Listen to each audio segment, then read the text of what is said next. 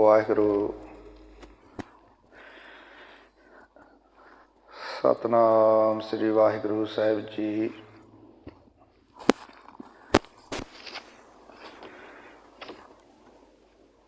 ਪਰਮ ਸਨਮਾਨਯੋਗ, ਪਰਮ ਸਤਿਕਾਰਯੋਗ, ਜੁਗ ਜੁਗ ਅਟਲ, ਚਵਰ ਤਖਤ ਦੇ ਮਾਲਕ, ਵਾਲੀਆ ਕੁਲ ਆਲਮ, ਗਰੀਬ ਨਵਾਜ, ਸ਼ਬਦ ਗੁਰੂ। ਧੰਨ ਧੰਨ ਸਾਹਿਬ ਸ੍ਰੀ ਗੁਰੂ ਗ੍ਰੰਥ ਸਾਹਿਬ ਮਹਾਰਾਜ ਦੀ ਪਾਵਨ ਪਵਿੱਤਰ ਹਜ਼ੂਰੀ ਅੰਦਰ ਸੱਜ ਬੈਠੀ ਗੁਰੂ ਰੂਪ ਸਾਧ ਸੰਗਤ ਜੀਓ। ਆਓ ਮਨ ਬਿਰਤੀਆਂ ਨੂੰ ਇਕਾਗਰਤਾ ਬਖਸ਼ੀਏ, ਔਰ ਜੋ ਆਪਾਂ ਸਾਹਿਬ ਸ੍ਰੀ ਗੁਰੂ ਗ੍ਰੰਥ ਸਾਹਿਬ ਮਹਾਰਾਜ ਦੀ ਪਾਵਨ ਇਲਾਹੀ ਬਾਣੀ ਦੀ ਲੜੀਵਾਰ ਵਿਚਾਰ ਕਰ ਰਹੇ ਹਾਂ, ਆਓ ਇਸ ਪਾਵਨ ਵਿਚਾਰ ਨੂੰ ਅੱਗੇ ਪ੍ਰਾਰੰਭ ਕਰੀਏ ਜੀ। ਸਤਨਾਮ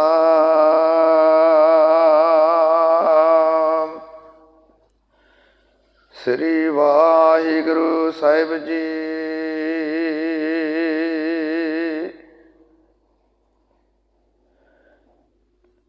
ਗਿਆਨ ਧਿਆਨ ਕਿਛ ਕਰਮ ਨਾ ਜਾਣਾ, ਨਾਹਿ ਨਿਰਮਲ ਕਰਨੀ।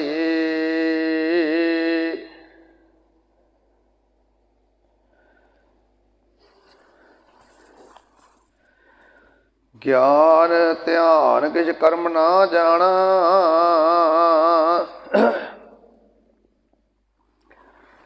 ਨਾਹਿ ਨਿਰਮਲ ਕਰਨੀ। ਸਾਧ ਸੰਗਤ ਕੇ ਅੰਚਲ ਲਾਵੋ,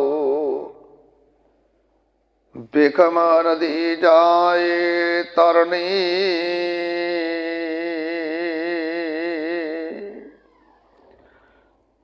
ਸਤਨਾਮ ਸ੍ਰੀ ਵਾਹਿਗੁਰੂ ਸਾਹਿਬ ਜੀ।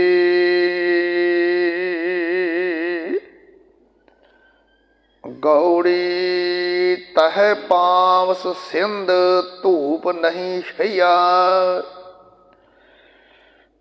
ਤੈ ਉਤਪਤ ਪਰਲੋ ਨਾਹੀ, ਜੀਵਨ ਬਿਰਤ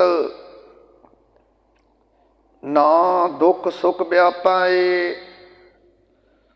ਸੁਨ ਸਮਾਦ ਦੋਹੂੰ ਤਹਿ ਨਾਹੀ,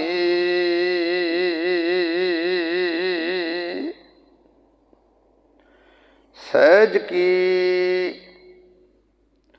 ਅਕਥ ਕਥਾ ਹੈ ਨਰਾਰੀ। ਤੁਰ ਨਹੀਂ ਚੜਾਏ ਜਾਏ ਨਾ ਮੁਕਾਤੀ, ਹਲਕੀ ਲੱਗੇ ਨਾ ਭਾਰੀ। ਰਹਾਉ ਪਰਮ ਸਨਮਾਨਯੋਗ, ਪਰਮ ਸਤਿਕਾਰਯੋਗ ਗੁਰੂ ਪਿਆਰੀ, ਗੁਰੂ ਸਵਾਰੀ, ਗੁਰੂ ਰੂਪ ਸਾਧ ਸੰਗਤ ਜੀਓ। ਅੱਜ ਦੇ ਇਹ ਪਾਵਨ ਪਵਿੱਤਰ ਸ਼ਬਦ ਜਿਨ੍ਹਾਂ ਤੋਂ ਅੱਜ ਦੀ ਇਸ ਪਾਵਨ ਵਿਚਾਰ ਨੂੰ ਪ੍ਰਾਰੰਭ ਕਰਨਾ ਹੈ, ਭਗਤ ਕਬੀਰ ਸਾਹਿਬ ਜੀ, ਉਹਨਾਂ ਦੇ ਪਾਵਨ ਪਵਿੱਤਰ ਮਖਾਰ ਬਿੰਦ ਤੋਂ ਉਚਾਰਨ ਹੋਏ ਇਹ ਪਾਵਨ ਸ਼ਬਦ ਰਾਗ ਗੌੜੀ ਦੇ ਅੰਦਰ ਧੰਨ ਧੰਨ ਸਾਹਿਬ ਸ੍ਰੀ ਗੁਰੂ ਗ੍ਰੰਥ ਸਾਹਿਬ ਮਹਾਰਾਜ ਜੀਆਂ ਦੇ ਪਾਵਨ ਪਵਿੱਤਰ ਮੁਕੱਦਸ ਅੰਗ 333 ਦੇ ਉੱਪਰ ਸਭਾਏਮਾਨ ਹਨ। ਅੱਜ ਦੇ ਇਸ ਪਾਵਨ ਸ਼ਬਦ ਦੇ ਅੰਦਰ ਭਗਤ ਸਾਹਿਬ ਜੀ ਜ਼ਿਕਰ ਕਰ ਰਹੇ ਨੇ, ਤਹਿ ਪਾਵਸ ਸਿੰਧ ਧੂਪ ਨਹੀਂ ਸ਼ਈਆ, ਤੈ ਉਤਪਤ ਪਰਲੋ ਨਾਹੀ, ਜੀਵਨ ਮਿਰਤ ਨਾ ਦੁੱਖ ਸੁਖ ਵਿਆਪੈ, ਸੁਨ ਸਮਾਦ ਦੋਹੋਂ ਤੇ ਨਾਹੀ। ਇੱਥੇ ਗੱਲ ਹੈ ਅਡੋਲਤਾ ਦੀ, ਮਨ ਦੀ ਅਡੋਲਤਾ ਦੀ, ਕਿ ਭਾਈ ਮਨੁੱਖ ਦੇ ਮਨ ਦੀ ਅਡੋਲਤਾ ਇੱਕ ਐਸੀ ਹਾਲਤ ਹੈ ਜੋ ਨਿਰਾਲੀ ਆਪਣੇ ਵਰਗੀ ਆਪ ਹੀ ਹੈ।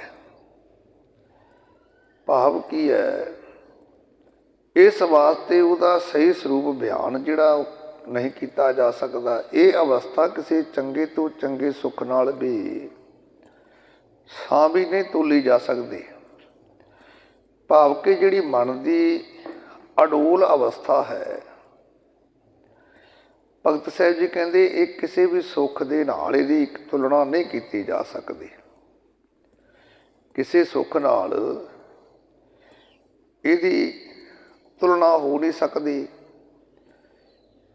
ਅਤੇ ਦੁਨੀਆ ਵਿੱਚ ਕੋਈ ਐਸਾ ਸੁੱਖ ਸੁਵਿਧਾ ਨਹੀਂ ਜਿਹਦੇ ਟਾਕਰੇ ਤੇ ਇਹ ਆਖ ਦਈਏ ਕਿ ਸਹਿਜ ਅਵਸਥਾ ਇਸ ਤੋਂ ਘਟੀਆ ਹੈ ਜਾਂ ਇਹਦੇ ਤੋਂ ਵਧੀਆ। ਭਾਵ ਕਿ ਇਹਦੇ ਬਰਾਬਰ ਦੀ ਕੋਈ ਹੋਰ ਕੋਈ ਸੁੱਖ ਜਾਂ ਕੋਈ ਐਸ਼ੋ ਆਰਾਮ ਨਹੀਂ ਹੈ। ਜਿਹਦੇ ਕੋਲੇ ਮਨ ਦੀ ਅਡੋਲਤਾ ਆ ਗਈ, ਮਨ ਦਾ ਟਿਕਾਊ ਆ ਗਿਆ, ਫਿਰ ਉਹਨੂੰ ਅਬਨਾਸੀ ਸੁੱਖ ਕਹਾਂਗੇ, ਕਿਉਂਕਿ ਉਹ ਸੁੱਖ ਜਿਹੜਾ ਹੈ ਇੱਕ ਵਾਰ ਆ ਗਿਆ ਫਿਰ ਉਹ ਜਾਂਦਾ ਨਹੀਂ, ਅਤੇ ਉਹਦੇ ਵਰਗਾ ਹੋਰ ਕੋਈ ਸੁੱਖ ਨਹੀਂ। ਤਾਂ ਭਗਤ ਸਾਹਿਬ ਜੀ ਕਹਿਣ ਲੱਗੇ, ਭਾਈ ਇਹ ਕਦੇ ਨਹੀਂ ਕਿਹਾ ਜਾ ਸਕਦਾ ਵੀ ਇਹ ਭਾਈ ਕਿਸੇ ਨਾਲ ਤੁਲਨਾ ਕਰੀਏ। ਭਾਵ ਕਿ ਦੁਨੀਆ ਦਾ ਕੋਈ ਵੀ ਸੁੱਖ ਐਸੀ ਅਵਸਥਾ ਨਾਲ ਬਰਾਬਰੀ ਕਰ ਹੀ ਨਹੀਂ ਸਕਦਾ। ਐਸਾ ਸੁੱਖ ਹੈ ਸਹਿਜ ਕੀ ਅਕਥ ਕਥਾ ਹੈ ਨਰਾਰੀ, ਤੁਰਨੇ ਚੜੇ ਜਾਏ ਨਾ ਮਕਾਤੀ, ਹਲਕੀ ਲੱਗੇ ਨਾ ਭਾਰੀ। ਇਹ ਹੌਲੇ ਮੇਲ ਦੀ ਜਾਂ ਚੰਗੇ ਦੀ ਆ। ਭਾਵ ਦੁਨੀਆ ਦਾ ਕੋਈ ਸੁੱਖ ਐਸਾ ਨਹੀਂ ਜਿਹੜਾ ਇਸ ਅਵਸਥਾ ਦੀ ਬਰਾਬਰੀ ਕਰ ਸਕੇ, ਜਿਹਨੂੰ ਅਡੋਲ ਅਵਸਥਾ ਮਨ ਦੀ ਮਿਲ ਜਾਵੇ। ਹੁਣ ਅੱਗੇ ਭਗਤ ਸਾਹਿਬ ਜੀ ਕਹਿਣ ਲੱਗੇ, ਤੈ ਪਾਵਸ ਸਿੰਧ ਧੂਪ ਨੇ ਸ਼ਈਆ, ਤੇ ਉਤਪਤ ਪਰਲੋ ਨਾਹੀ। ਹੁਣ ਉਹਦੀ ਵਿਆਖਿਆ ਕਰਦੇ ਆ। ਅਡੋਲ ਮਨ ਦੀ ਅਵਸਥਾ ਜਿਹੜੀ ਆ, ਉਹ ਅਡੋਲ ਅਵਸਥਾ ਹੈ ਕਿ ਕਿੱਦਾਂ ਦੀ ਹੋਣੀ ਚਾਹੀਦੀ ਹੈ ਅਤੇ ਕਿੱਦਾਂ ਦੀ ਹੁੰਦੀ ਹੈ, ਕਿਉਂਕਿ ਉਹ ਪਹਿਲਾਂ ਭਗਤ ਸਾਹਿਬ ਜੀ ਕਹਿੰਦੇ ਵੀ ਇਹਦੀ ਬਰਾਬਰੀ ਕੋਈ ਨਹੀਂ ਕਰ ਸਕਦਾ। ਸਹਿਜ ਕੀ ਅਕਥ ਕਥਾ ਨਰਾਰੀ, ਨਰਾਰੀ ਹੈ, ਨਿਰਾਲੀ ਹੈ, ਹਰ ਸੁੱਖ ਨਾਲੋਂ ਨਿਰਾਲੀ ਹੈ। ਇਹਦੀ ਬਰਾਬਰੀ ਕੋਈ ਸੁੱਖ ਨਾਲ ਨਹੀਂ ਕੀਤੀ ਜਾ ਸਕਦੀ। ਦੁਨੀਆ ਦੇ ਸਾਰੇ ਸੁੱਖ ਇੱਕ ਪਾਸੇ ਅਤੇ ਮਨ ਦੀ ਅਡੋਲ ਅਵਸਥਾ ਇੱਕ ਪਾਸੇ, ਬਸ ਫਿਰ ਵੀ ਇਹਦੀ ਕੋਈ ਬਰਾਬਰੀ ਨਹੀਂ। ਹੁਣ ਅਗਲੀ ਗੱਲ ਕਹਿੰਦੇ, ਇਹ ਅਵਸਥਾ ਹੈ ਕਿ ਅਸਲ ਵਿੱਚ ਜੇ ਅਵਸਥਾ ਬਣ ਜਾਵੇ ਤਾਂ ਫਿਰ ਉਹ ਹੈ ਕਿੱਦਾਂ ਦੀ। ਤਹਿ ਪਾਵਸ ਸਿੰਧ ਧੂਪ ਨਹੀਂ ਸ਼ਈਆ, ਤੈ ਉਤਪਤ ਪਰਲੋ ਨਾਹੀ, ਜੀਵਨ ਮਿਰਤ ਨਾ ਦੁੱਖ ਸੁਖ ਵਿਆਪੇ, ਸੁਨ ਸਮਾਦ ਦੋਹੋਂ ਤੇ ਨਾਹੀ। ਭਾਈ ਉਹ ਜਿਹੜੀ ਅਡੋਲ ਅਵਸਥਾ ਨਾ, ਉਹ ਐਸੀ ਹੈ ਕਿ ਉਸ ਵਿੱਚ ਅਪੜ ਕੇ ਮਨੁੱਖ ਨੂੰ ਇੰਦਰਪੁਰੀ, ਵਿਸ਼ਨੂਪੁਰੀ, ਸੂਰਜ ਲੋਕ, ਚੰਦਰ ਲੋਕ, ਬ੍ਰਹਮਪੁਰੀ, ਸ਼ਿਵਪੁਰੀ, ਭਾਵ ਕਿ ਕਿਸੇ ਵੀ ਚੀਜ਼ ਦੀ ਤਾਂਘ ਨਹੀਂ ਰਹਿ ਜਾਂਦੀ। ਸਾਰੀਆਂ ਤਾਂਘਾਂ ਖਤਮ ਹੋ ਜਾਂਦੀਆਂ ਨੇ। ਕਹਿੰਦੇ ਸਾਰੀਆਂ ਜਿਹੜੀਆਂ ਨਾ ਤਾਂਘ ਉਹਦੀ ਖਤਮ ਹੋ ਗਈ। ਸਾਰਾ ਕੁਝ ਉੱਤੇ ਹੁਣ ਕੋਈ ਤਾਂਘ ਨਹੀਂ, ਕੋਈ ਲਾਲਚ ਨਹੀਂ, ਤੇ ਨਾ ਹੋਰ ਜਿਉਣ ਦੀ ਲਾਲਸਾ ਰਹਿ ਜਾਂਦੀ ਹੈ, ਫਿਰ ਉਹ ਵੀ ਖਤਮ ਹੈ। ਜੀਵਤ ਮਿਰਤ ਨਾ ਦੁੱਖ ਸੁੱਖ ਵਿਆਪੇ, ਸੁਨ ਸਮਾਦ ਦੋਹੋਂ ਤੇ ਨਾਹੀ। ਕਹਿੰਦੇ ਭਾਈ ਫਿਰ ਉੱਥੇ ਨਾ ਤਾਂ ਜਿਉਣ ਦੀ ਲਾਲਸਾ ਹੈ ਤੇ ਨਾ ਹੀ ਉੱਥੇ ਮੌਤ ਦਾ ਡਰ ਹੈ। ਜਦੋਂ ਮਨ ਦੀ ਅਡੋਲ ਅਵਸਥਾ ਮਿਲ ਗਈ ਫਿਰ ਉੱਥੇ ਮੌਤ ਦਾ ਡਰ ਵੀ ਖਤਮ ਹੋ ਗਿਆ, ਤੇ ਨਾ ਉੱਥੇ ਦੁੱਖ ਦਾ ਕੋਈ ਡਰ ਹੈ ਤੇ ਨਾ ਕੋਈ ਸੁੱਖ ਦੀ ਲਾਲਸ ਹੈ। ਭਾਵ ਕਿ ਦੁੱਖ ਤੋਂ ਘਬਰਾਹਟ ਜਾਂ ਸੁੱਖ ਦੀ ਤਾਂਘ ਸਹਿਜ ਅਵਸਥਾ ਵਿੱਚ ਆਪਣਿਆਂ ਕੋਈ ਵੀ ਨਹੀਂ ਪਹੁੰਚਦਾ। ਨਾ ਉੱਥੇ ਦੁੱਖ ਦੀ ਘਬਰਾਹਟ ਹੈ, ਨਾ ਉੱਥੇ ਸੁੱਖ ਦੀ ਤਾਂਘ ਹੈ। ਕਹਿਣ ਲੱਗੇ ਭਾਈ ਉੱਥੇ ਕੋਈ ਚੀਜ਼ ਨਹੀਂ ਪਹੁੰਚਦੀ ਹੈ।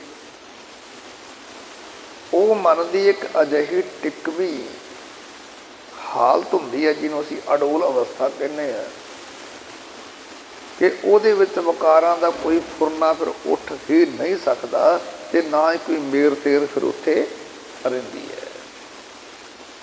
ਦੁੱਖ ਸੁੱਖ ਜੀਵਤ ਮਿਰਤ ਨਾ ਦੁੱਖ ਸੁੱਖ ਵਿਆਪੇ, ਸੁਨ ਸਬਾਦ ਦੋਹੂ ਤੇ ਨਾ ਹੀ ਕੁਛ ਵੀ ਨਹੀਂ ਹੁੰਦੇ। ਅਰਧ ਉਰਦ ਦੋ ਤੇ ਨਾਹੀ, ਰਾਤ ਦਿਨ ਸਤੈ ਨਾਹੀ। ਜਲਣੀ ਪਵਨ ਪਾਵਕ ਪੁਨ ਨਾਹੀ, ਸਤਿਗੁਰ ਤਹਾਂ ਸਮਾਹੀ। ਪਰ ਇਹ ਜਿਹੜੀ ਸਹਿਜ ਅਵਸਥਾ ਨਾ, ਇਹਨੂੰ ਪ੍ਰਾਪਤ ਕਰਨਾ ਵੀ ਕੋਈ ਸੌਖਾ ਕੰਮ ਨਹੀਂ ਹੈ। ਅੱਗੇ ਹੁਣ ਭਗਤ ਸਾਹਿਬ ਜੀ ਕਹਿਣ ਲੱਗੇ ਭਾਈ ਦੇਖੋ, ਅਰਧ ਉਰਦ ਦੋਹੂ ਤੈ ਨਾਹੀ, ਰਾਤ ਦਿਨ ਸਤੈ ਨਾਹੀ। ਹੁਣ ਉਹ ਜਿਹੜੀ ਸਹਿਜ ਅਵਸਥਾ ਹੈ, ਮਨ ਦੀ ਅਡੋਲ ਅਵਸਥਾ ਹੈ, ਉਸ ਸਹਿਜ ਵਿੱਚ ਆਪਣਿਆਂ ਨੀਵੇਂ ਉੱਚੇ ਵਾਲਾ ਕੋਈ ਵੀ ਵਿਤਕਰਾ ਨਹੀਂ, ਵੀ ਇਹ ਉੱਚਾ ਤੇ ਇਹ ਨੀਵਾਂ ਜੀ। ਜਦੋਂ ਮਨ ਦੀ ਅਡੋਲ ਅਵਸਥਾ ਆ ਗਈ, ਇਹ ਸਭ ਕੁਝ ਖਤਮ ਆ। ਇੱਥੇ ਇਹ ਉੱਚਾ ਹੈ, ਇਹ ਨੀਵਾਂ ਹੈ, ਇਹ ਵੀ ਖਤਮ ਹੋ ਗਿਆ, ਵਿਤਕਰਾ ਖਤਮ ਹੈ। ਔਰ ਇੱਥੇ ਆਪਣਿਆਂ ਮਨੁੱਖ ਦੇ ਨਾ ਗਲਫ ਦੀ ਨੀਂਦ ਵਿੱਚ ਸੌਂਦਾ ਹੈ, ਬੇਫਿਕਰੀ ਦੀ ਕੋਈ ਨੀਂਦ ਨਹੀਂ। ਭਾਵ ਕਿ ਸਹਿਜ ਕੀ ਅਕਥ ਕਥਾ ਹੈ ਨਿਰਾਲੀ, ਹੈ ਤਾਂ ਨਿਰਾਲੀ, ਉਹਦੇ ਨਾਲ ਕੋਈ ਤੁਲਨਾ ਨਹੀਂ ਕੀਤੀ ਜਾ ਸਕਦੀ। ਅਰਧ ਉਰਦ ਦੋਹੋਂ ਤੇ ਨਾਹੀ, ਰਾਤ ਦਿਨ ਸਤੈ ਨਾਹੀ। ਜਲ ਨਹੀਂ ਪਵਕ ਪਵਨ ਪਾਕ ਫੁੱਲ ਨਾਹੀ, ਸਤਿਗੁਰ ਤਹਾਂ ਸਮਾਈ। ਤੇ ਨਾ ਮਾਇਆ ਦੀ ਭਟਕਣਾ, ਕਿਉਂਕਿ ਉਸ ਅਵਸਥਾ ਵਿੱਚ ਵਿਸ਼ੇ ਵਿਕਾਰ ਚੰਚਲਤਾ ਤ੍ਰਿਸ਼ਨਾ ਇਹਦਾ ਨਾਮ ਨਿਸ਼ਾਨ ਨਹੀਂ ਰਹਿੰਦਾ, ਸਭ ਕੁਝ ਖਤਮ ਹੋ ਜਾਂਦਾ ਹੈ। ਪਰ ਭਗਤ ਸਾਹਿਬ ਜੀ ਕਹਿੰਦੇ ਬਸ ਸਤਿਗੁਰੂ ਹੀ ਸਤਿਗੁਰੂ ਉਸ ਅਵਸਥਾ ਸਮੇਂ ਮਨੁੱਖ ਦੇ ਹਿਰਦੇ ਵਿੱਚ ਟਿਕਿਆ ਹੁੰਦਾ ਹੈ। ਭਾਵ ਇਹ ਜਿਹੜੀ ਅਵਸਥਾ ਹੈ, ਮਨ ਦੀ ਅਡੋਲ ਅਵਸਥਾ, ਜਿੱਥੇ ਮਨ ਡੁੱਲਣੋਂ ਹਟ ਗਿਆ, ਟਿਕਾਓ ਵਿੱਚ ਆ ਗਿਆ, ਸਹਿਜ ਅਵਸਥਾ ਵਿੱਚ ਆ ਗਿਆ, ਇਹ ਭਾਈ ਕੇਵਲ ਤੇ ਕੇਵਲ ਜਲ ਨਹੀਂ ਪਵਨ ਪਾਵਕ ਪੁਨ ਨਾਹੀ, ਸਤਿਗੁਰ ਤਹਾਂ ਸਮਾਹੀ। ਸਤਿਗੁਰੂ ਦੀ ਕਿਰਪਾ ਤੋਂ ਬਿਨਾਂ ਇਹ ਮਿਲ ਨਹੀਂ ਸਕਦਾ। ਔਰ ਜਿੱਦੇ ਸਹਿਜ ਅਵਸਥਾ ਆ ਜੇ, ਫਿਰ ਉਹਦੇ ਹਿਰਦੇ ਵਿੱਚ ਸਤਿਗੁਰੂ ਦਾ ਸ਼ਬਦ ਹੀ ਸ਼ਬਦ ਹੁੰਦਾ ਹੈ। ਬਾਕੀ ਸਾਰੇ ਫੁਰਨੇ ਜਿਹੜੇ ਉਹ ਖਤਮ ਹੋ ਜਾਂਦੇ ਨੇ। ਆਗਮ ਗੋਚਰ ਰਹੇ ਨਿਰੰਤਰ, ਗੁਰ ਕਿਰਪਾ ਤੇ ਲਈਆਏ। ਕਹੋ ਕਬੀਰ ਬਲ ਜਾਉ ਗੁਰ ਆਪਣੇ, ਸਤ ਸੰਗਤ ਮਿਲ ਰਹੀਆਏ। ਤਾਂ ਅੱਗੇ ਭਗਤ ਸਾਹਿਬ ਜੀ ਕਹਿੰਦੇ ਆਗਮ ਅਗੋਚਰ ਰਹੇ ਨਿਰੰਤਰ, ਗੁਰ ਕਿਰਪਾ ਤੇ ਲਈਏ। ਭਾਈ ਤਦੋਂ ਪਹੁੰਚ ਤੇ ਅਗੋਚਰ ਪ੍ਰਮਾਤਮਾ ਜਿਹੜਾ ਨਾ, ਜਿਹਦੇ ਤੱਕ ਸਾਡੇ ਗਿਆਨ ਇੰਦਰੀ ਪਹੁੰਚ ਨਹੀਂ ਸਕਦੇ, ਸਾਡੀ ਗਿਆਨ ਇੰਦਰੀਆਂ ਦੀ ਪਹੁੰਚ ਤੋਂ ਪਰੇ ਹੈ, ਜਿਹੜਾ ਅਦਾਤਾ ਪਹੁੰਚ ਹੈ, ਅਗੋਚਰ ਹੈ। ਔਰ ਉਹ ਅਪਹੁੰਚ ਤੇ ਅਗੋਚਰ ਪ੍ਰਮਾਤਮਾ ਵੀ ਮਨੁੱਖ ਦੇ ਹਿਰਦੇ ਵਿੱਚ ਇੱਕ ਰਸ ਸਦਾ ਪ੍ਰਗਟ ਹੋਇਆ ਰਹਿੰਦਾ ਹੈ, ਜਦੋਂ ਇਹ ਸਹਿਜ ਅਵਸਥਾ ਪ੍ਰਾਪਤ ਹੋ ਜਾਵੇ।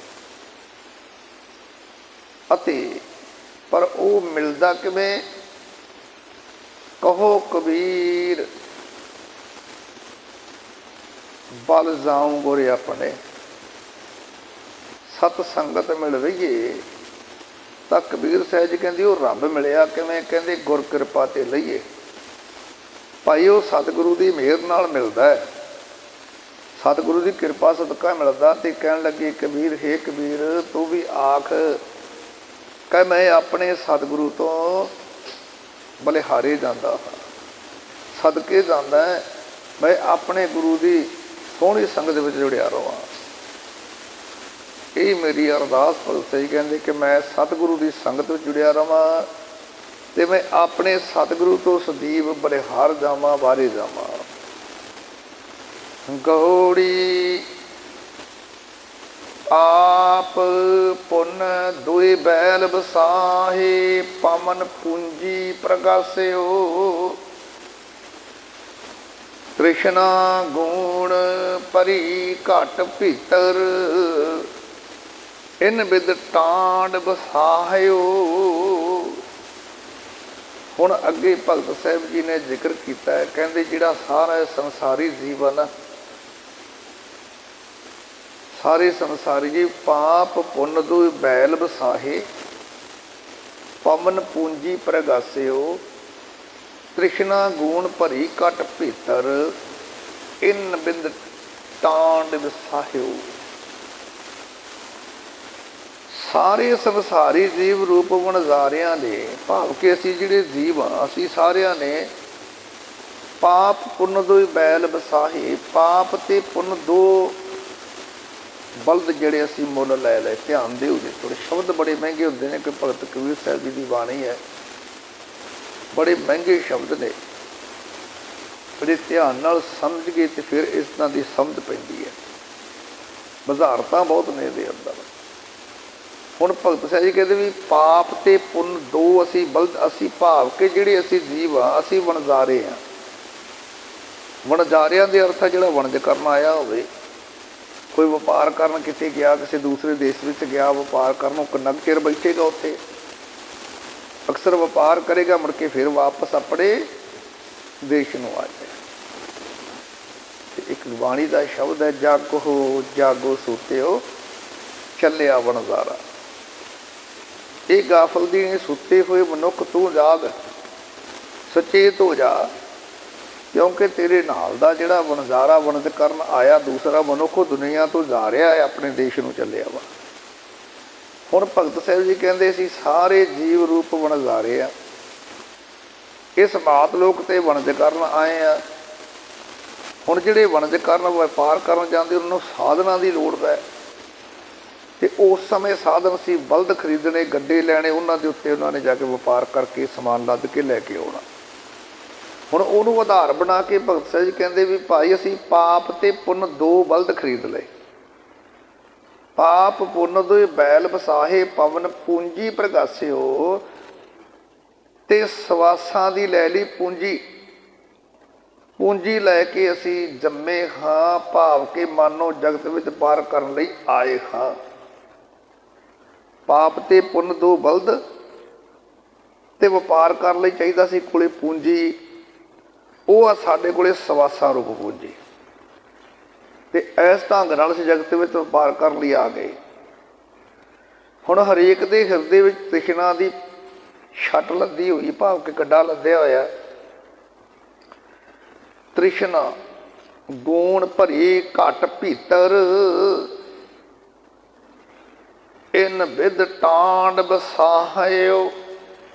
ਕਹਿੰਦੇ ਹੋਇਆ ਕਿ ਹੁਣ ਹਰੇਕ ਹਿਰਦੇ ਦੇ ਅੰਦਰ ਇਹ ਤ੍ਰਿਸ਼ਨਾ ਰੂਪੀ ਪੰਡ ਲੱਦੀ ਹੋਈ ਹੈ।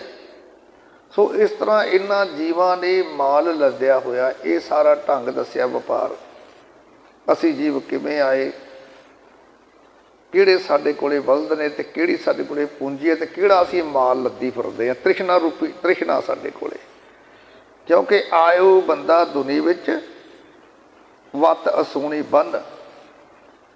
ਜਦੋਂ ਆਏ ਨਾ ਅਸੀਂ ਤੇ ਵੱਤ ਅਸੂਣੀ, ਕਹਿੰਦੇ ਫਿਰ ਆਸਾਂ ਦੀਆਂ ਪੰਡਾਂ ਬੰਨ੍ਹ ਕੇ ਆਏ ਆ ਇੱਥੇ। ਇਹ ਸੱਚ ਆ ਨਾ, ਸਾਡੀਆਂ ਆਸਾਂ ਕਦੇ ਪੂਰੀਆਂ ਹੁੰਦੀਆਂ ਹੀ ਨਹੀਂ ਨਾ। ਕਿਉਂਕਿ ਮੈਂ ਤਾਂ ਬੇਨਤੀ ਕਰਦਾ ਨਾ ਵੀ ਇੱਕ ਆਸ ਪੂਰੀ ਹੋਵੇ, ਦੂਸਰੀ ਨਾਲ ਦੀ ਨਾਲ ਤਿਆਰ। ਦੂਸਰੀ ਆਸਾ ਜਿਹੜੀ ਹੈ ਤ੍ਰਿਸ਼ਨਾ, ਉਹਨੇ ਜਨਮ ਲੈ ਲੈਣਾ ਉਸੇ ਵੇਲੇ। ਤੇ ਭਗਤ ਸਾਹਿਬ ਜੀ ਕਹਿੰਦੇ ਅਸੀਂ ਇਹਦਾ ਗੱਡੇ ਲੱਦੀ ਫਿਰਦੇ ਹਾਂ ਆਸ ਤ੍ਰਿਸ਼ਨਾ ਦੇ।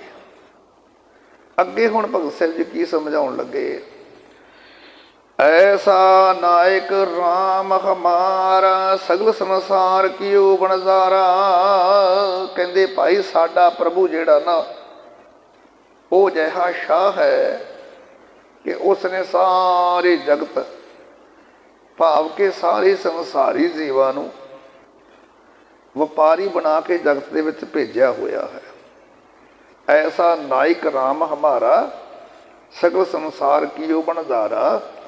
वो मेरा शाह मित्र जिहड़ा है ना दाता अकाल पुरख ऐसा है, उन्हें सारे जीवां नूं इस जगत विच बनदारे बना के भेजिया, ਵਪਾਰੀ बना के घल्लिया होया भी तुसीं ਵਪਾਰ करन जाना है। हुण अगली गल वख है भी ਵਪਾਰ असीं करदे की है। ते अगली गल हुण भगत साहिब जी कहण लगे, काम क्रोध दोए भये जगाती, मन तरंग बटवार, पंच तत्त मिल धानन बेर है, टांडा उतरियो पार। कहते अगली गल हुण जिहड़े काम ते क्रोध है, काम क्रोध दोए भये जगाती। कहते भाई ये काम ते क्रोध ये दोवें इन्हां जीव रूपी वपारियां दे राह विच मसूलीए बने हुए ने। मसूलीए समझते हो जिवें हुण तां टोल टैक्स लगे ना, सानूं लगे आ, अगे चुंगियां लगदियां, मसूल लगदा हुंदा चुंगियां। वो सिस्टम खत्म करता सरकार ने। बाहरों कोई समान आउणा जां आप लैके जाना तो उहदी चुंगी कटाउणी पैंदी सी, उहनूं मसूल कहंदे चुंगी। हुण भगत साहिब जी कहंदे वपारी बन के आ गया जीव, पाप पुन्न दोए दे कोले बलद ने, सवासा रूपी दे कोले पूंजी है, ते तृष्णा दियां पंडां लद्दी फिरदा, ते हुण अग्गों इहनूं मसूल पैना। ते मसूलीए कौन है? काम ते क्रोध। काम क्रोध दोवें इन्हां जीव वपारियां दे राह विच मसूलीए टैक्स लाउण वाले बने हुए ने। भाव के सवासां दी पूंजी दा कुछ हिस्सा जिहड़ा ना वो काम ते क्रोध विच फसन नाल मुकदा जा रहा है, वकारां विच फसन करके खत्म होंदा जा रहा है। तां फिर पंच तत्त मिल धानन वीरै, टांडा उतरियो पार। कहंदे भाई जीवां दे मनां दे तरंग वो लटेरे बन रहे ने, क्योंकि पहले समयां दे विच जदों कोई गड्डियां दे उत्ते किसी ने कोई नरमा आदक कोई फसल आदक लैके जानी शहरां बाजारां विच वेचण वास्ते, ते राह दे विच कई धाड़ भी पै जांदे। रात नूं किसी ने भुंग वड्ढ लैना, किसी ने नरमा कढ़ लैना, किसी ने पंडां खूह लैणीआं, चलदा सी काम। हुण इत्थे उहदी उदाहरण लैके कहण लगे पंच तत्त मिल धानन वीरै, टांडा उतरियो पारा। कहंदे भाई वेखो जीवां दे मनां दे जिहड़े तरंग है, मन की जिहड़ी तृष्णा है, तरंग जिहड़ी है, ये बन गए लुटेरे। ये लुटेरे बन गए हैं, भाव के मन के कई किस्म के तरंग जिहड़े है वो इस आरजू का साडी जिहड़ी उमरा है, इस उमरा का काफ़ी हिस्सा खर्च कर रहे ने, खत्म कर रहे हैं। और ये काम ते क्रोध ते मन दियां तरंगां जिहड़ियां ने ना, भगत सिंह कहंदे मनुखा शरीर नाल मिल के सारी दी सारी उम्र रूप रास मकाई जा रहे हैं, खत्म कर रहे हैं। ते भाई जिहड़ी तृष्णा रूप माल जिहड़ा असीं लद्दिआ है, जो जीवां ने लद्दिआ होया है, ये हूब हू पारले बन्ने लंघदा जा रहा है। भाव के जे लैके चले आ पारले पासे ते तृष्णा लैके चले आ, मरदियां तक तृष्णा खत्म नहीं होंदी, ये तृष्णा नाल जा रही है। भाव के जीव जगत तो निर तृष्णा अपने नाल लैके जांदा है। कहत कबीर सुनो रे संतो, अब ऐसी बनियाई, घाटी चढ़त बैल एक थाका, चलो गोण छटकाई। तो अखीर में भगत साहिब जी कहन लगे कबीर ये भाई तुहानूं समझाउण रहा है। कहंदे कबीर आखदा कि हे संत जनो, कहत कबीर, कबीर साहिब जी आख रहे ने सुनो रे संतो, ये सत संगी जनो, हे भाई हे संत जनो, आ एक गल ध्यान नाल सुनियो जे कि कहते हुण हालात ऐसे बन गए है, अब ऐसी बनियाई। कहते हे संत जनो सुनो, हुण हालात जिहड़े है ना, हालत ऐसी बन गई है कि प्रभु का सिमर रूप चढ़ाई का औखा पैड़ा करन वाले जीव वणजारियां दे पाप रूपी एक बल्द थक गया। हुण बड़े डूंगे शब्द ने। कहत कबीर सुनो रे संतो, अब ऐसी बनियाई, घाटी चढ़त बैल एक थाका, चलो गुण छटकाई। कि हे संत जनो सुनो भाई, हुण अजिही हालत बन गई है कि अकाल पुरख परमेश्वर का सिमर रूप चढ़ाई का औखा पैंदा है। चढ़ाई है ये, तो चढ़ाई बहुत औखी होंदी है। वजन लद्या होवे, चढ़ाई चढ़ना होवे, औखा पैंदा ना। कहते चढ़ाई है ये। चढ़ाई तो भाव की कि जे रब नूं मिलना है तो अपनी सुरत नीवे पासे तो चक के उच्चे पासे वाले लैके जानी है। चढ़ाई है ना। तो कहते हालात बन गए इहो जे कि सिमरन रूप चढ़ाई का औखा पैड़ा करन वाले जीव वणजारियां दा ये पाप रूप एक बल्द थकिया ते ओ बैल तृष्णा की छट सुट के नस चलिया वा। भाव की कि जो जीव वणजारे नाम सिमरन वाले औखे राह ते तुर पैंदे ने, पैंदा औखा ना सिमरन वाला, ते जिहड़ा तुर पवे वो पाप करने छड्ड दिंदा है।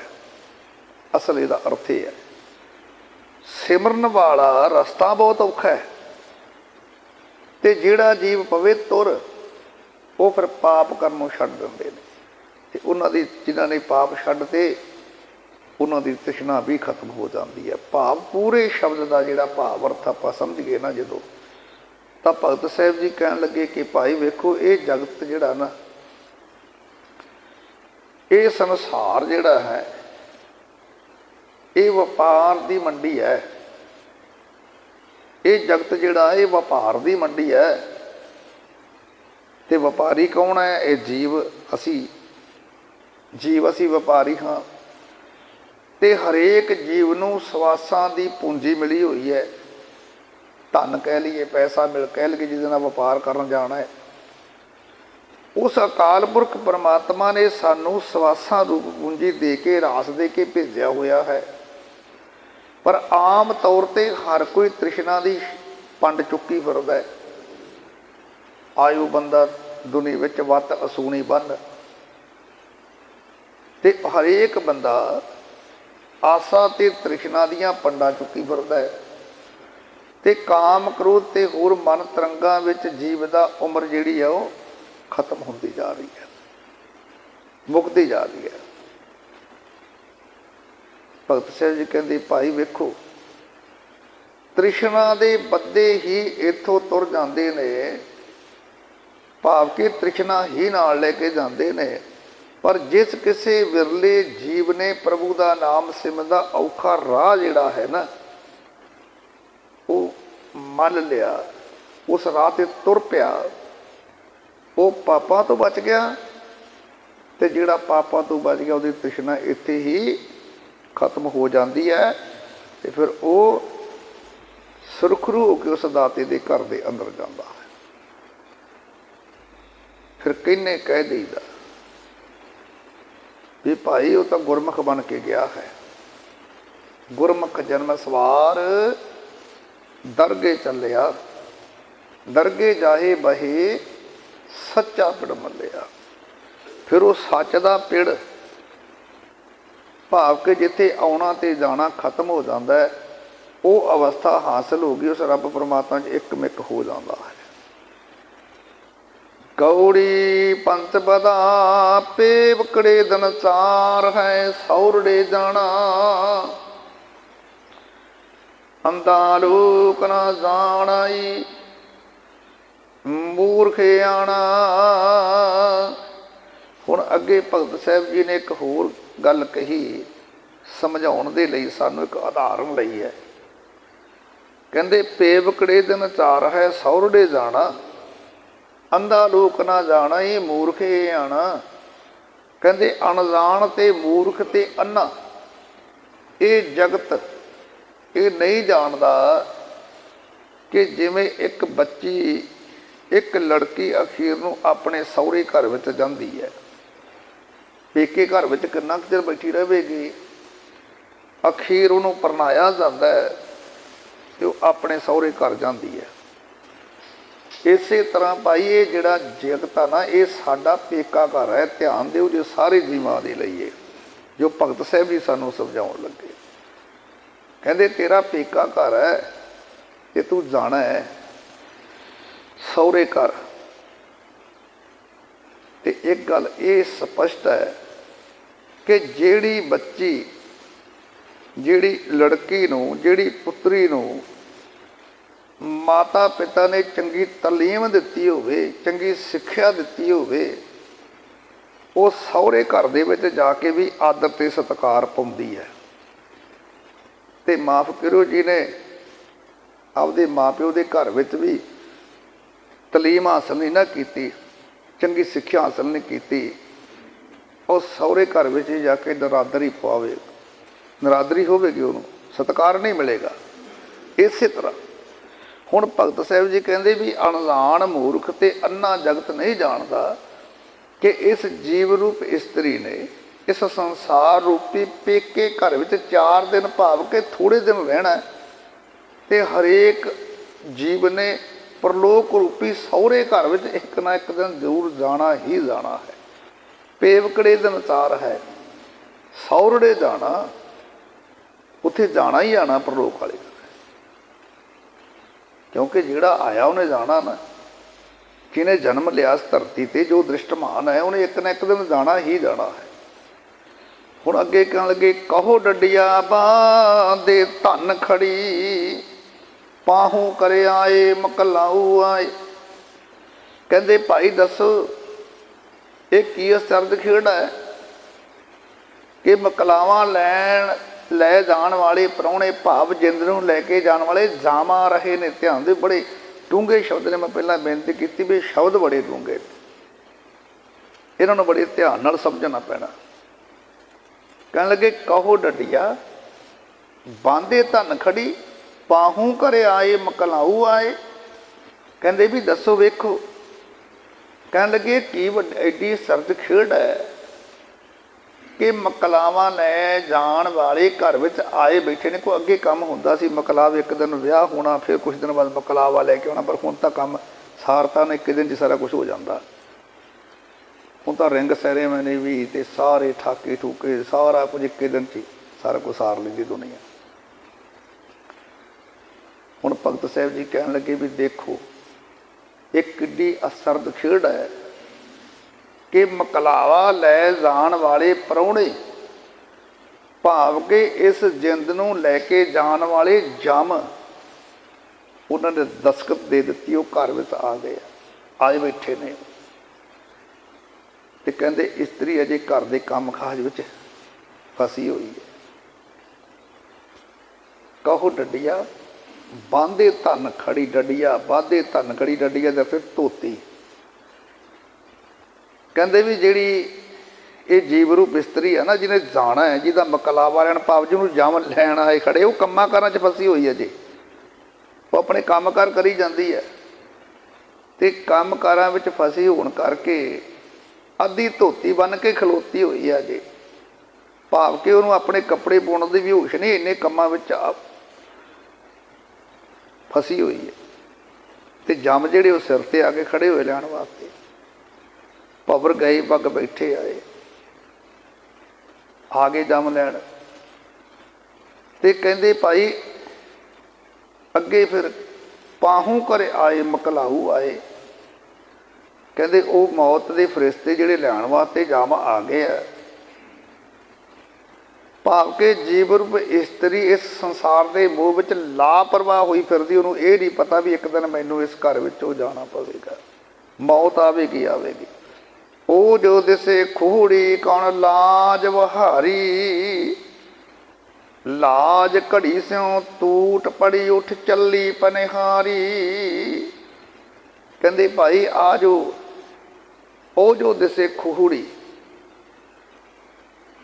भगत साहब जी कह लगे ओ जो सोहनी खूही जितों पहला के पानी भरदियां सी बीबियां औरतां बच्चियां ने जाना पानी भर के लियाना खूहां चों नलकियां तो। क्यों ये शब्द उदों के उदाहरण लै लैके भगत साहब जी ने समझाउणा कीता सानूं। ओ जो दिसे खूड़ी कौन लाज बहारी। कहते ओ जो सोहनी खूही दिस रही है भाव के ये जो सोहना जगत दिस रहा है ਇਹਦੇ ਵਿੱਚ ਕਿਹੜੀ ਇਸਤਰੀ ਲੱਜ ਬਹਾਰੀ। ਭਾਵ ਕਿ ਇੱਥੇ ਜੋ ਵੀ ਆਉਂਦਾ ਹੈ ਆਪਣੀ ਉਮਰ ਸੰਸਾਰਕ ਭੋਗਾਂ ਵਿੱਚ ਗੁਜ਼ਾਰਨ ਲੱਗ ਪੈਂਦਾ ਹੈ। ਜਿਹੜਾ ਵੀ ਆਇਆ ਉਹ ਸੰਸਾਰਕ ਭੋਗਾਂ ਵਿੱਚ ਫਸ ਕੇ ਆਪਣੀ ਸਾਰੀ ਉਮਰ ਇੱਥੇ ਹੀ ਖਤਮ ਕਰ ਲੈਂਦਾ। ਤੇ ਜਿਸ ਦੀ ਲੱਜ ਘੜੇ ਦੇ ਸਮੇਤ ਟੁੱਟ ਜਾਵੇ ਭਾਵ ਕਿ ਜਿਸ ਦੀ ਉਮਰ ਖਤਮ ਹੋ ਜਾਵੇ ਮੁੱਕ ਜਾਂਦੀ ਹੈ ਤੇ ਸਰੀਰ ਢਹਿ ਪੈਂਦਾ ਉਹ ਪਾਣੀ ਭਰਨ ਵਾਲੀ ਭਾਵ ਕਿ ਭੋਗਾਂ ਵਿੱਚ ਪ੍ਰਵਿਰਤ ਉਹ ਜੀਵ ਰੂਪ ਇਸਤਰੀ ਇੱਥੋਂ ਉੱਠ ਕੇ ਪਰਲੋਕ ਨੂੰ ਫਿਰ ਤੁਰ ਪੈਂਦੀ ਹੈ। ਲਾਜ ਘੜੀ ਸਿਉ ਟੂਟ ਪੜੀ ਉੱਠ ਚੱਲੀ ਪਨਿਹਾਰੀ। ਪਨਿਹਾਰੀ ਪਾਣੀ ਭਰਨ ਵਾਲੀ। ਕਹਿੰਦੇ ਉਹ ਜੀਵ ਰੂਪ ਇਸਤਰੀ ਜਿਹੜੀ ਸੰਸਾਰਕ ਭੋਗਾਂ ਵਿੱਚ ਪ੍ਰਵਿਰਤ ਸੀ ਨਾ ਉਹ ਫਿਰ ਇੱਥੋਂ ਉੱਠ ਕੇ ਚਲੀ ਗਈ। ਹੁਣ ਅਖੀਰ ਵਿੱਚ ਭਗਤ ਸਾਹਿਬ ਜੀ ਕਹਿਣਗੇ ਸਾਹਿਬ ਹੋਏ ਦਿਆਲ ਕਿਰਪਾ ਕਰੇ ਆਪਣਾ ਕਾਰਜ ਸਵਾਰੇ। ਤਾਂ ਸੁਹਾਗਣ ਜਾਣੀਏ ਗੁਰ ਸ਼ਬਦ ਵਿਚਾਰੇ। ਭਾਈ ਜੇਕਰ ਪ੍ਰਭੂ ਆਪ ਸਾਹਿਬ ਹੋਏ ਦਿਆਲ ਕਿਰਪਾ ਕਰੇ। ਜੇ ਮੇਰਾ ਮਾਲਕ ਪਰਮਾਤਮਾ ਉਹ ਆਪ ਦਿਆਲ ਹੋ ਜਾਏ ਨਾ ਉਹ ਨਦਰੇ ਕਰਮ ਕਰ ਦੇਵੇ ਤੇ ਉਹ ਦਿਆਲ ਹੋ ਜਾਏ ਜੀਵ ਇਸਤਰੀ ਉੱਤੇ ਮਿਹਰ ਕਰੇ ਤਾਂ ਉਹ ਜੀਵ ਇਸਤਰੀ ਨੂੰ ਸੰਸਾਰ ਖੂਹ ਦੇ ਵਿੱਚੋਂ ਭੋਗਾਂ ਦਾ ਪਾਣੀ ਕੱਢਣ ਤੋਂ ਬਚਾਉਣ ਦਾ ਕੰਮ ਆਪ ਜਾਣ ਕੇ ਆਪ ਕਰ ਦਿੰਦਾ ਹੈ। ਆਪਣਾ ਕਾਰਜ ਸਵਾਰੇ। ਕਹਿੰਦੇ ਜੇ ਉਹ ਦਿਆਲ ਹੋ ਜਾਵੇ ਨਾ ਕਿਰਪਾ ਕਰੇ ਅਕਾਲ ਪੁਰਖ ਪਰਮਾਤਮਾ ਫਿਰ ਸਤ ਸੰਗਤ ਵਾਲੇ ਤੋਰ ਪਾਸੇ ਤੋਰਦਾ ਫਿਰ ਸਿਮਰਨ ਵਾਲੇ ਪਾਸੇ ਤੋਰ ਦਿੰਦਾ ਹੈ ਤੇ ਜੀਵ ਰੂਪ ਇਸਤਰੀ ਉੱਤੇ ਮਿਹਰ ਕਰੇ। ਉਹ ਜੀਵ ਰੂਪ ਇਸਤਰੀ ਨੂੰ ਇਸ ਸੰਸਾਰ ਰੂਪੀ ਖੂਹੀ ਦੇ ਵਿੱਚੋਂ ਭੋਗਾਂ ਰੂਪੀ ਪਾਣੀ ਕੱਢਣ ਤੋਂ ਬਚਾਉਣ ਦਾ ਕੰਮ ਆਪਣਾ ਕੰਮ ਜਾਣ ਕੇ ਆਪ ਕਰ ਦਿੰਦਾ ਸਿਰੇ ਚੜਾਉਂਦਾ ਹੈ। ਤਾਂ ਸੁਹਾਗਣ ਜਾਣੀਏ ਗੁਰ ਸ਼ਬਦ ਵਿਚਾਰੇ। ਕਹਿੰਦੇ ਤਾਂ ਫਿਰ ਸੁਹਾਗਣ ਜਾਣੀਏ ਗੁਰ ਸ਼ਬਦ ਵਿਚਾਰੇ। ਕਹਿੰਦੇ ਭਾਈ ਫਿਰ ਉਹਦੀ ਮਿਹਰ ਨਾਲ ਜੀਵ ਰੂਪ ਇਸਤਰੀ ਜਦੋਂ ਸਤਿਗੁਰੂ ਦੇ ਸ਼ਬਦ ਨੂੰ ਵਿਚਾਰਦੀ ਹੈ ਭਾਵ ਕਿ ਸਤਿਗੁਰੂ ਦੇ ਸ਼ਬਦ ਨੂੰ ਚਿੱਤ ਵਿੱਚ ਵਸਾਉਂਦੀ ਹੈ ਤਾਂ ਫਿਰ ਉਹਨੂੰ ਅਸੀਂ ਕਹਾਂਗੇ ਸੁਹਾਗਣ ਮਾਲਕ ਵਾਲੀ ਸਮਝੀ ਜਾਂਦੀ ਆ। ਕਿਰਤ ਕਈ ਬਾਂਦੀ ਸਭ ਫਿਰੇ ਦੇਖੋ ਵਿਚਾਰੀ। ਇਸ ਨੂੰ ਕਿਆ ਆਖੀਏ ਕਿਆ ਕਰੇ ਵਿਚਾਰੀ। ਪਰ ਅਗਲੀ ਗੱਲ ਕਹਿੰਦੇ ਭਾਈ ਸਾਹਿਬ ਵਾਹਿਗੁਰੂ ਕਬੀਰ ਸਾਹਿਬ ਜੀ ਕਹਿਣ ਲੱਗੇ ਪਰ ਹੇ ਭਾਈ ਕਿਰਤ ਕੀ ਬਾਂਦੀ ਸਭ ਫਿਰੇ ਦੇਖੋ ਵਿਚਾਰੀ। ਐਸ ਨੂੰ ਕਿਆ ਆਖੀਏ ਕਿਆ ਕਰੇ ਵਿਚਾਰੀ। ਕਹਿੰਦੇ ਪਰ ਹੇ ਭਾਈ ਜੇ ਵਿਚਾਰ ਕੇ ਵੇਖੀਏ ਨਾ ਤਾਂ ਇਸ ਜੀਵ ਰੂਪ ਇਸਤਰੀ ਨੂੰ ਦੋਸ਼ ਵੀ ਕੋਈ ਨਹੀਂ ਗਾ। ਇਹਨੂੰ ਕੀ ਦੋਸ਼ ਹੈ? ਇਹ ਨਿਮਾਣੀ ਕੀ ਕਰ ਸਕਦੀ ਹੈ? ਕਹਿਣ ਲੱਗੇ ਇੱਥੋਂ ਤਾਂ ਸਾਰੀ ਲੁਕਾਈ ਪਿਛਲੇ ਕੀਤੇ ਕਰਮਾਂ ਦੇ ਸੰਸਕਾਰਾਂ ਦੀ ਬੱਝੀ ਹੋਈ ਆਉਂਦੀ ਤੇ ਜਾਂਦੀ ਹੈ। ਕਿਰਤ ਕੀ ਬਾਂਦੀ ਸਭ ਫਿਰ ਹੈ। ਕਿਰਤ ਕਰਮ ਕੇ ਵਿਛੜੇ ਕਰ ਕਿਰਪਾ ਮੇਲੋ ਰਾਮ। 12 ਮਹਾਮਾਜ ਪੜ੍ਹਦੇ ਹੋ ਨਾ ਹਰ ਮਹੀਨੇ ਤੇ ਅਸੀਂ ਪੜ੍ਹਦੇ ਹਾਂ ਕਿਰਤ ਕਰਮ ਕੇ ਵਿਛੜੇ। ਅਸੀਂ ਆਪਣੇ ਕੀਤੇ ਹੋਏ ਕਰਮਾਂ ਪਰਾਲਬਧ ਕਰਮਾਂ ਕਰਕੇ ਤੇਥੋਂ ਵਿਚਰ ਚੁੱਕੇ ਆ। ਕਰ ਕਿਰਪਾ ਮੇਲੋ ਰਾਮ ਦਾਤਾ ਕਿਰਪਾ ਕਰ ਸਾਨੂੰ ਆਪਣੇ ਆਪ ਬੁਲਾਉਣਾ ਕਰ। ਕਿਰਤ ਕੀ ਬਾਂਦੀ ਸਭ ਫਿਰੇ ਦੇਖੋ ਵਿਚਾਰੀ। ਇਸ ਨੂੰ ਕਿ ਆਖੀਏ ਕਿਆ ਕਰੇ ਵਿਚਾਰੀ। ਕਹਿੰਦੇ ਇਹਨੂੰ ਆਖਣਾ ਵੀ ਕੀ ਹੈ ਭਾਈ ਜੇ ਵਿਚਾਰ ਕੇ ਵੇਖੀਏ ਤਾਂ ਇਸ ਜੀਵ ਇਸਤਰੀ ਨੂੰ ਦੋਸ਼ ਕਾਹਦਾ? ਕਿਉਂ? ਕਿਉਂਕਿ ਨਿਮਾਣੀ ਕੀ ਕਰ ਸਕਦੀ? ਇੱਥੇ ਤਾਂ ਸਾਰੀ ਲੁਕਾਈ ਆਪਣੇ ਪਿਛਲੇ ਕੀਤੇ ਹੋਏ ਪਰਾਲਬਧ ਕਰਮ ਉਹਨਾਂ ਕਰਮਾਂ ਦੇ ਸੰਸਕਾਰਾਂ ਦੀ ਬੱਝੀ ਹੋਈ ਭਟਕ ਰਹੀ ਹੈ।